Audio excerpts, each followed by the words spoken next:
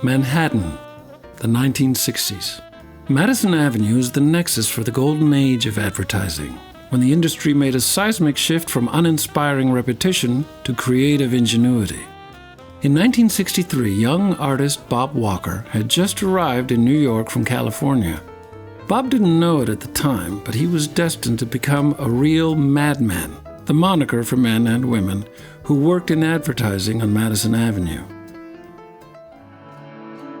Bob has truly become one of the last of his kind and has left treasure chests full of his professional and personal work.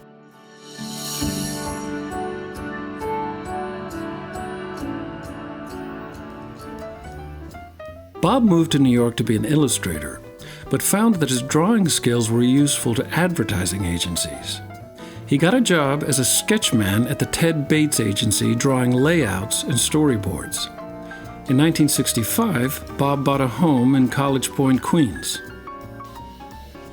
I met Bob when he moved next door to us in Queens. I was a kid. Over time, I got to know him better, started to go over to his house. He's already had the house full of sculpture and art on the walls, and fascinating to me as a boy to see all this artwork going on by this guy who was married, had a couple of kids. He was an art director. He's just a fascinating man. As time went by, Bob and I became friends, and when he had a cover shoot or he needed a model to, hey Ken, could you wear this jacket and pose for a couple pictures? And I would do that, and next thing I knew, I'd see myself on a cover of one of his magazines. Ken asked me to come on and help curate this massive collection of a life's work. And it has been so challenging because there is just such an array. Every single thing I saw, I thought, that could be a show. This could be a show. Bob is known for this famous ad work, and it's incredible to see his drawing styles, the ink, the pen, the paper, just anything, and how that would transition into the ad work. By 1972, Bob grew his artistic skills and became a successful ad man, working at BBDO for industry giant and famous sloganeer James Jordan. Looking at Bob's ad work, it's Nestle Crunch and Doritos, and he did the collaboration with Chiquita Banana.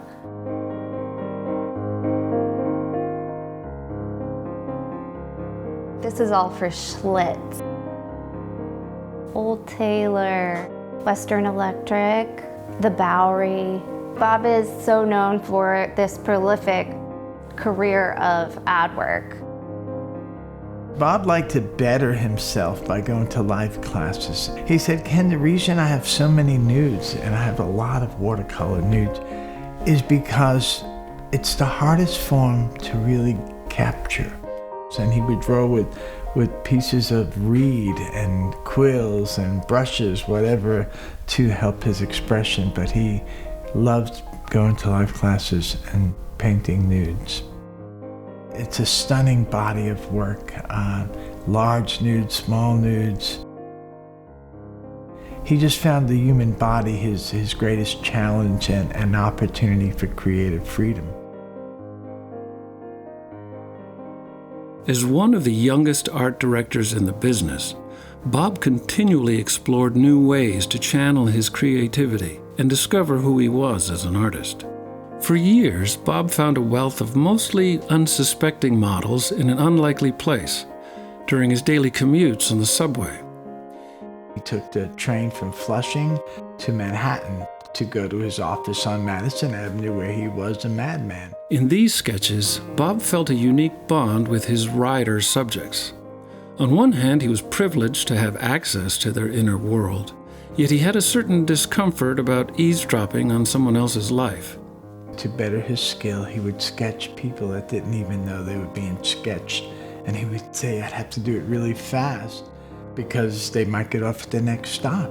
Some never knew they were being drawn. Some did, got up and moved. The ones who stayed became collaborators. It's like a document of history, pre-digital, when people are actually reading books. There was a certain quality of quiet time and loneliness. I think a lot of people unwound on the train. Between their busy home and their busy job, the train was the place to just like catch up on a couple chapters in a book or people watch. Bob captured this beautifully in a series of subway drawings stretching from the late 60s into the late 90s. And it's a historic, beautiful time capsule before cell phones or any other distractions we know today. In the 70s, Bob became a freelance illustrator, which gave him the freedom to bridge his own artistic interpretations with commercial work.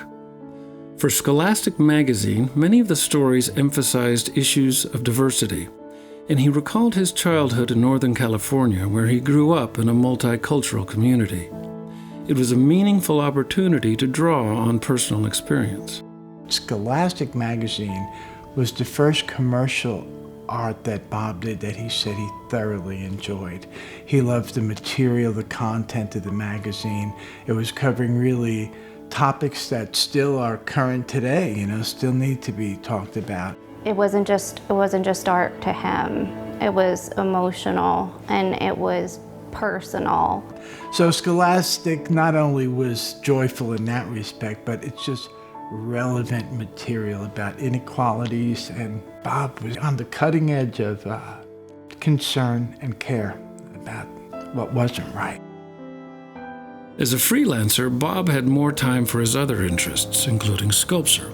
Outside of the world of commercial art, he's really the genuine, curious artist now. In 1982, Bob met and collaborated with iconic composer and pianist Eubie Blake on a larger-than-life bust that was presented at Blake's 99th birthday party.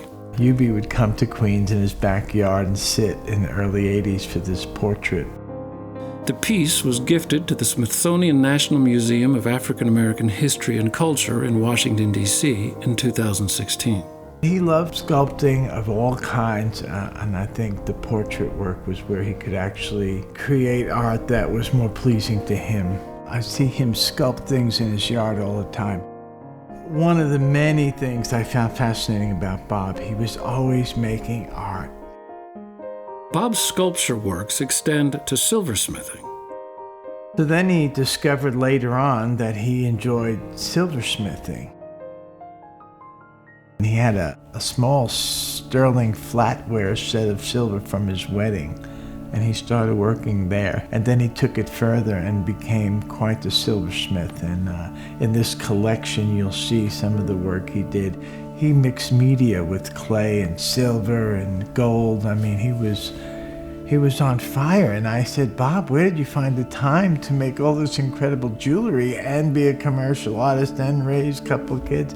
He says, well, I made most of the jewelry while I was waiting for approval on a piece of commercial art from the client.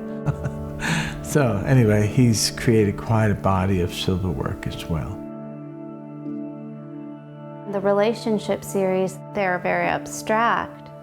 It was very much based on this amazing love that he had with his wife and the way that they move and dance together in these pairs. You feel that as soon as you see them. I started asking him questions about everything, his watercolors, his sculpture, and he would tell me he always wanted to be more free with his art, but he had to make a living. And he said those were some of the most joyful pieces he made because he was making them right from his heart.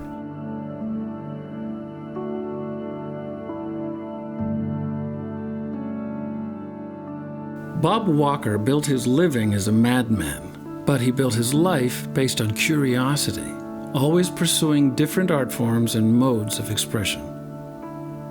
A prolific career, a remarkable artist, a real madman.